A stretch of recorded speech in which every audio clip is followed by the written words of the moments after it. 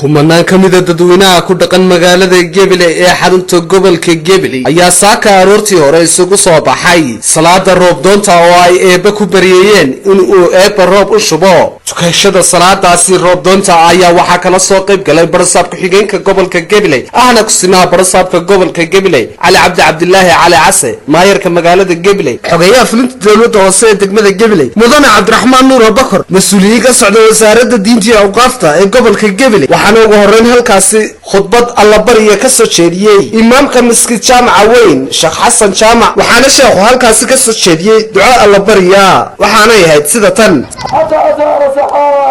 أمثال الجبال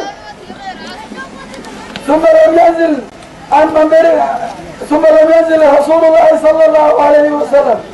عن منبره حتى رأيت المطر يتحادر على لحيته صلى الله عليه وسلم فبدرنا يوم الآذان ومن الهدي وبعد الهدي والذي يليه حتى الجمعة الأخرى الأسبوع كاملا وقام ذلك الأعرابي أو قال غيره فجعل يا رسول الله كاتب البناء وغرق المال فقل لنا فرفع رسول الله صلى الله عليه وسلم فقال اللهم حول علينا ولا علينا فما يشير بيديه إلى ناحية من السحاب إلا أن فرج اللهم اجمع لنا الخيرات اللهم لا تجعل لنا ذنبا الا غفرته ولا دينا الا رضيته ولا حاجة من حوائج الدنيا والاخره لك فيها رضا ولنا فيها اصلاح لا يستطيع رب العالمين اللهم اننا وحدنا وانك انت التواب الرحيم واشمل اللهم اشملنا برحمتك واشمل برحمتك ابانا واجدادنا واصحابنا برحمتك يا ارحم الراحمين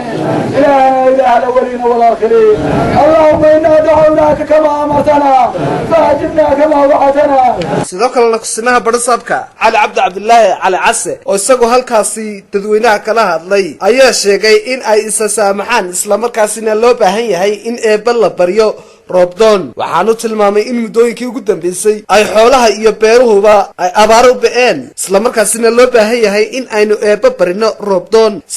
waxaynu isugu soo baxnay oo aynu garoonka bool kale u soo fadhiisanay inaynu ilaahay barino oo raxmaadkii iyo roobkii guga oo xilligii aynu barinay ilaahay noo sheegi jiray intuu uga dhacay xoolihii iyo dadkiibana ay maanta dareemayaan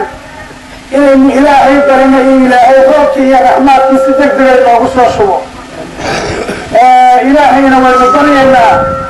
dhammaanba waddanka oo dhanna arrintaa maanta waa laga siman yahay kastaba aad dhawaan ay ahayd markii xukuumadda Soomaaliland ee uu garwadayka ka yahay madaxweynaha Soomaaliland mudane Axmed Maxamed Maxamuud Silaayo oo ku dhawaaqay in maalinta Sabtida oo maanta ku beegneyd ay dhammaanba shacbi weynaha Soomaaliland isugu soo baxaan salaad roobdoona iyadoo ay muddooyinkii ugu dambeysayna abaaro ba'an ay ka soo yeedheen qaar ka mid ah gobollada Soomaaliland iyadoo abaarahaasi ka sokowna ay ku dageen deegaano ka mid ah Soomaaliland ayax isla markaasina uu xaalfiyay dhulkii beeraleyda ahayd waa Maxamed Xasan Sheekh Maxamed Juba Somsa TV magaalada Gabiley